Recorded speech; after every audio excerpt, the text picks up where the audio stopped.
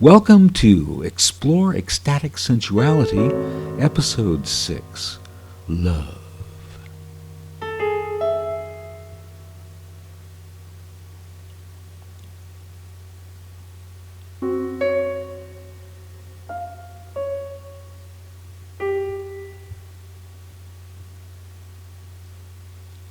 I am a voracious reader, particularly in areas in which I have a strong interest.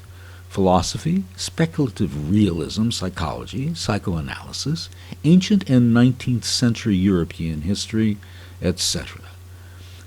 As I read, I often save short passages which strike me as notably profound or enlightening, and most especially which resonate with events in my life which haunt my memories and my dreams. Computers and smartphones have made this easy and convenient to do. Here are some statements on the topic of love which meet the above criteria, that is to say, which correspond with my experience. Love is giving something you do not have to someone who doesn't want it. Jacques Lacan.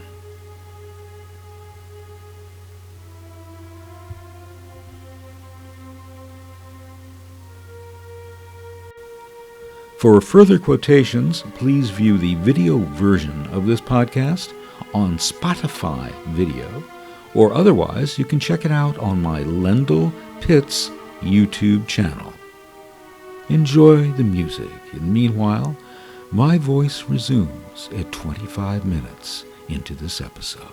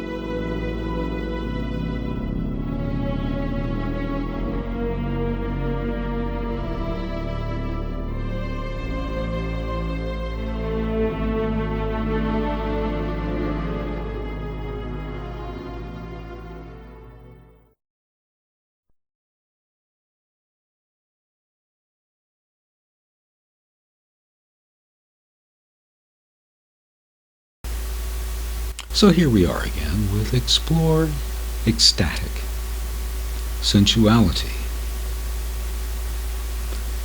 You know that people say that this is a podcast, and golly, I just don't know about this term podcast. It brings to mind a film that I saw when I was very, very young. I basically stopped watching television when I was in the 6th grade. I thought it was a kind of a waste of time. But what I watched when I did watch television were kind of like horror and science fiction films, because they were just groovy and fine and wonderful. And one of the films that I liked very much was a film called Invasion of the Body Snatchers. And in Invasion of the Body Snatchers, certain individuals place pods into the cellars or living rooms or fireplaces or closets of other people. And what happens with those pods is that they break open and they release new people who are simulacra of the people who were replaced. So Uncle Ira, for example, is Uncle Ira. He looks like Uncle Ira, he talks like Uncle Ira, except people very close to him realize that there's something missing. He's not really Uncle Ira.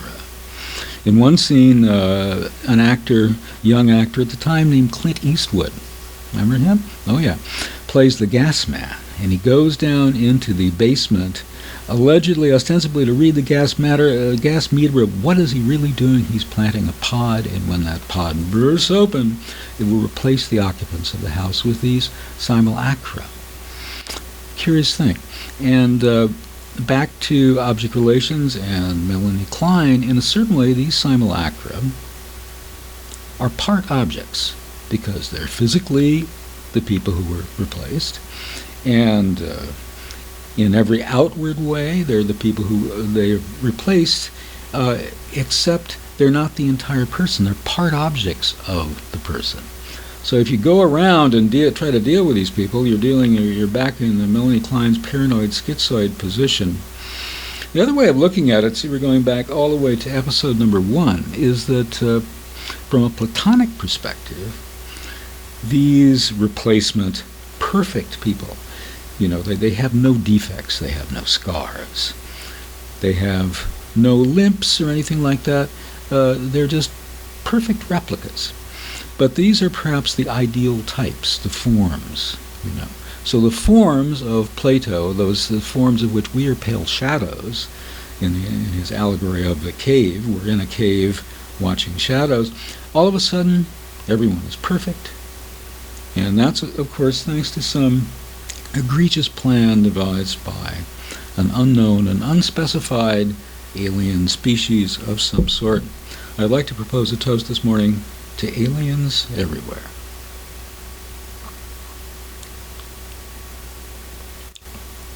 You'll get bonus miles if you visit Earth now, I can promise you that.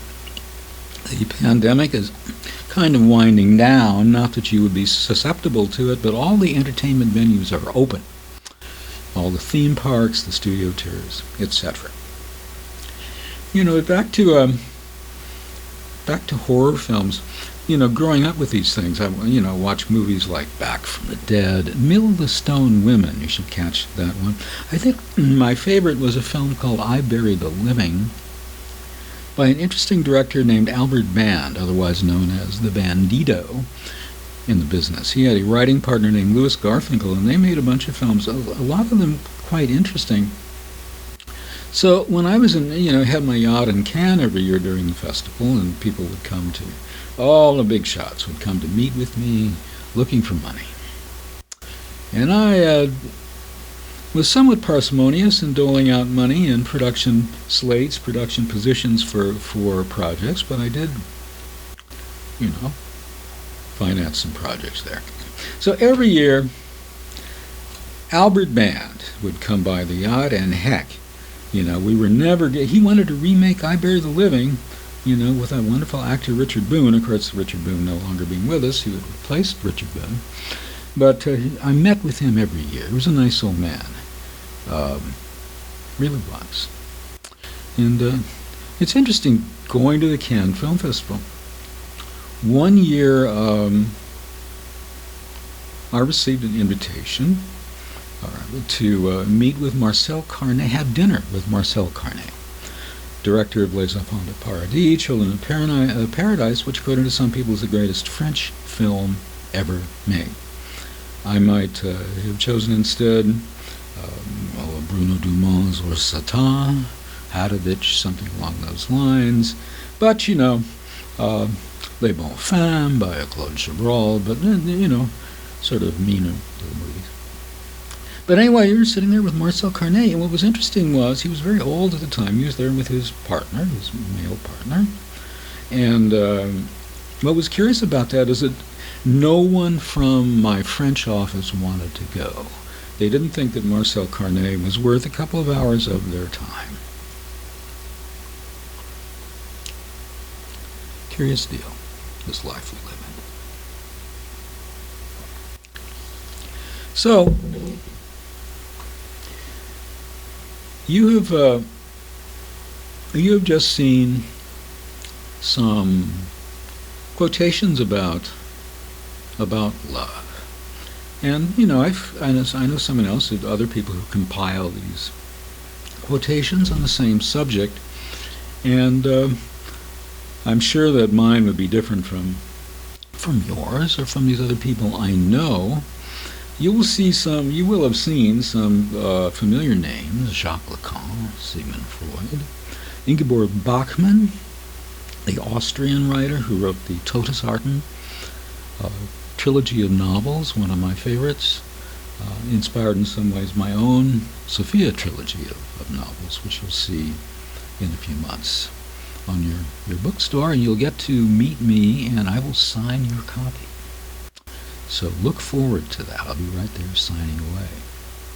So those are some of my observations on love, or rather not mine, but the ones I felt were pertinent and of interest from other people, and I drink to those people.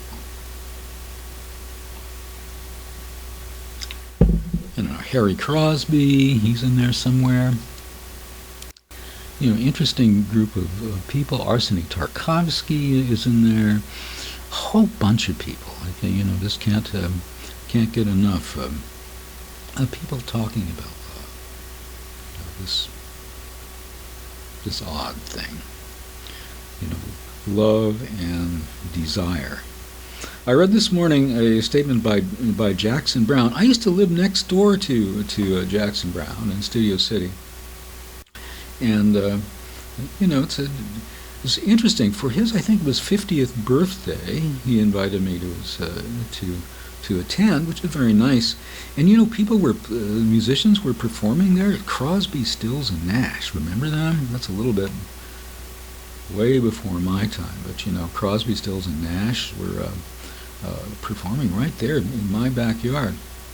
And after that, kind of silence. It was really, really weird. Not too much happened at Jackson Browne's house in beautiful Studio City, California. But what Jackson Browne said, according to what I read this morning, is desire is the last domino to fall. And a lot of the quotations that you just read deal with desire. And whether love and desire are the same thing, a lot of people say that. I'm not sure that's true. So if desire is the last domino to fall, then so is love, mutatis mutandis. Consider that. But anyway, after a sip, everyone knows what this is by now. This is green tea, ginseng, and just a dollop, a pinch, a little bit more than a pinch, 2 pinches of tang. They keep advertising hydration drinks. How are they better than tap water? I don't know, but marketing people have a pretty good idea about this. I want to talk about something which is a really interesting topic for me, which is this topic of infatuation. Okay, different topic from the topic of love. This takes me back, during my brief time, before the sixth grade watching television, but then later on watching old movies. In watching old movies, dads were either, or men were either, they all went to their offices, and in that, when what they now call the professional managerial class, PMC, and those guys all pretty much looked the same. I mean, to me, maybe women had their ideas as to whether, Gregory Peck was, more handsome than, who was another star back then? Rock Hudson? I don't remember those guys. They don't impact me too much. Never did. But and then in the guys who had factory jobs or auto mechanics and other kinds of jobs, didn't much matter what they looked like. There weren't a lot of particularly handsome men playing those roles. I remember an actor named William Bendix. But all this was way before my time, like watching old movies on YouTube, whatever. Most of them. Kirk Douglas, he was a guy, but I mean that type of guy. Was he supposed to be good looking? I don't know. He had a certain personality. I guess that he had a dimple. Is that not the case? I don't have a dimple. Should I have one, installed? Can I do that? But then, over the last, I don't know how long it's been, I talked about narcissism in which episode? I think 4, maybe 3. Wasn't 2 or what? But we went through narcissism, and I've been told it was an excellent presentation on the subject of narcissism, and I'm very proud to have done that for my listeners and viewers here in this non-podcast. But I think we're in now definitely an era of narcissism, and the emphasis on male narcissism and male looks and the sex appeal of the physical presence of the male as communicated by their looks is perhaps much greater than it was. I mean, I don't have that frame of reference. I mean, the 50s, the 60s, the 70s are like, before my time. But today, I think, and women, from what I consider, are very, tend to be very responsive to these guys who fit what is the current Bradley Cooper. He's old. I don't know. I mean, there's got to be, who is some woman out there has got to, fill me in as to which of the male actors or singers, rappers. I'm thinking I'm actually putting a rap album out next year, so wait for that. I'll sign your copy of that too. But women are always looking for that. And if you're kind of like me, a little bit below average in appearance, it was interesting. My mother was very much a big teen woman, into physical appearance. So she chose the most handsome man she could possibly find. And during her pregnancy, she took all kinds of weird drugs to make sure she didn't have a miscarriage, because it was her project to have an extremely attractive child, male or female. Then I popped out. Oh boy. And I was not that child. I wasn't an attractive infant or child, young person. So when I was very young, I found some correspondence between my mother and my father, and she had a nickname for me, which was the pudding. And, puddings are just kind of little lumps. And, most of my life I've been just a little lump. I mean, and she always used to say, when I would star in a high school play, I played Willie Loman in Death of a Salesman. Can you believe that? Well, yeah, it was actually okay. And other roles in high school. We did a bunch of plays just by ourselves. Theater of the Absurd was fun, although it was more or less passé by the time we got around to it. But thinking of the time back then,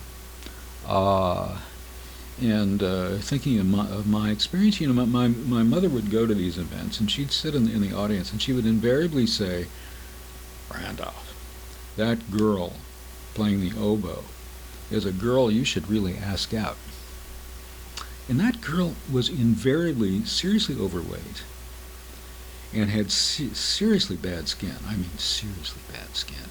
And I'm thinking, oh my God, this is the message I got as far as girls were concerned from my mother was, know your place. And sometimes for some of us that's not such bad advice. We develop, men and women both develop infatuations, which is, and we talked about maybe a little bit about this before. It's I said somewhere in a previous video that if you express love to someone, that person does not incur any obligation to love you back or even to respond to that in a particular way.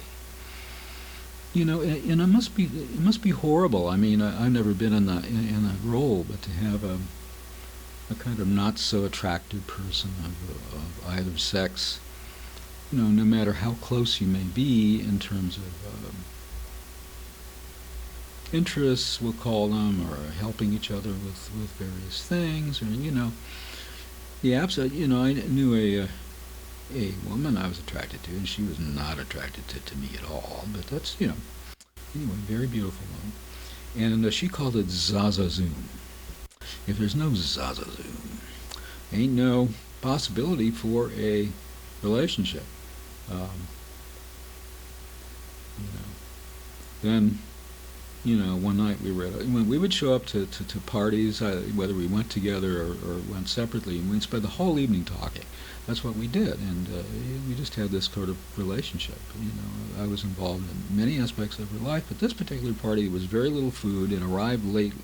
When it arrived, it was not that great. And she kept saying, "Would you, give me another margarita and give me another glass of wine?" And I thought that I was behind her. But then I guess the time came, the moment came when it came to say goodbye or whatever, and I hugged her, which I'd never done before, and I said, "I love you." And she hasn't spoken with me since or communicated, which I think is it's kind of good advice for somebody. This, if you're in a one-sided infatuation, that's where you are. You ain't going no place. Just live with it. Live with it. Know your place, accept yourself, and possibly, a couple of times I thought it happened, and I thought, a woman I was very close to was, kind of interested in exploring ecstatic sensuality with me. And then it turned out that they didn't, it's kind of typical. But anyway, don't hurt yourself like that. I think it's really good advice. Know your place as far as this love business is concerned. Know your place and just go through life. Have creative, activities. In my novels that you'll be seeing later this year, in addition to, there's crime at various levels, including big-time racist crime, actually. And there's, oh my goodness, the whole crime thing goes completely out of control. There's a mystery involving the death of a voodoo priest in Brooklyn, New York. But there are also, throughout the book, there are people who have sexual encounters, and the sexual encounters are the books rather, are described. But my editors and people who read these, who are reading these books, coming up with quotations for their release, say, Randolph, there's these amazing love stories. All of a sudden, there's this amazing love story, happening in this book. People have this spark and communication, and it all happens at once. But and it's not like the sex is an afterthought or the love is an afterthought. The love and the sensuality and the sexuality all spark, all flame, all flare with these people who are, to my way of thinking, two rules of writing is, one, watch the movie, which is to say, if you can't actually see what you're writing about, as if it's a movie playing in your mind. Don't write that day. And rule number 2 is, I'll be saying this at all my book signing appearances, I know, and that is people show up for a reason. So if someone shows up for a reason and you're writing, and all of a sudden this person walks in the room, don't kick them out because they don't fit your structure, your outline. Outlines, all this stuff. In the movie business, people had this idea for a while of writing a movie on the basis of scene cards. They put these little 3x5 cards on a bulletin board, believe it or not. And a writer would come in and say, this is the movie. It's all laid out on scene cards. And then if I was stupid enough to pay the writer, the script would come back and it was just blum, blum, blum, blum, chug, chug, chug, chug, chug. Because the reality of that mysterious character showing up, or not so mysterious character showing up. And they mess things up, but in a good way, much of the time. Anyway, why am I talking about writing? You should try it. If you don't have an active love life, why don't you write something? Or sculpt something, or paint something. Athletics are good for some people. I'm not so much of an athletic type of person. There's so many things if you don't have an active love life. And by love life, I mean love and an amorous life involving sensuality and those sorts of things with a person, of the other gender or your own gender. I don't know that much about. Well, as a writer, I know something about everything, and my books have all kinds of sexual encounters. Let's just say, clearly ones in which I have not participated, but that's it's good to have an active fantasy life, but don't let it lead you into infatuations, which are basically not that great thing.